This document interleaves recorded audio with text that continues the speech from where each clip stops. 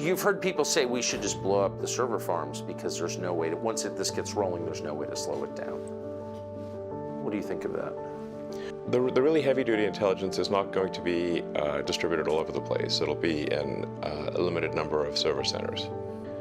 It's not going to be in your laptop or your phone. It's going to be in, you know, a situation where there's like 100,000 really powerful computers working together in a server center. So it's not like subtle, and there are a limited number of places where that can happen. In fact, you can just look at the heat signature from space, yeah. And it'll be very obvious. I'm not suggesting we go and blow up server centers right now, but it may be wise to have some sort of contingency plan where the government's got an ability to shut down power to these server centers. Like you don't have to blow it up; you can just cut the power. But what would trip that switch, do you think, in your mind? What would be the threshold that you'd have to pass to warrant the government cutting off your power or cutting off your signal?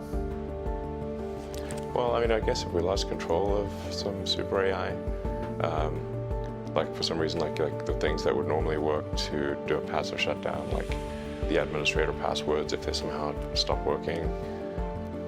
I'm not sure, I don't have a precise answer, but if there's something that we're concerned about, and are unable to stop it with software commands, then we probably want to have some kind of hardware off switch. Yes.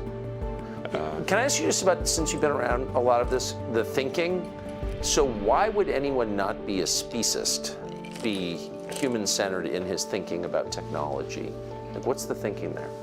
I think what he's trying to say is that, if I were to guess, that all consciousness should be treated equally, and whether that is digital or biological.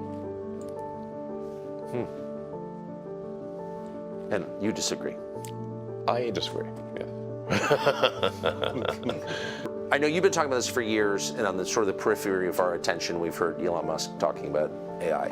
But for most people, it's been like 3 months since they've had any interaction with this at all. So what's the timeline here? At what point does it start to really change our society, do you think? I think it starts to have probably an impact this year. GPT-4, now it's like writing poetry, and... Pretty decent poetry, actually. Pretty decent. Its skill at rhyming is incredible. Yes, yes, and it's coherent. Yes, it is. So it's already past the point of what most humans can do. Most humans cannot write as well as ChatGPT. And no human can write that well, that fast, to the best of my knowledge. How can you have a democracy with technology like that? I mean, if democracy is, you know, government by the people, each person's vote is equal to every other person's vote, I mean, and people are choosing their votes freely, can you have a democracy with this? Well, that's why I raised the concern of AI being a significant influence in elections.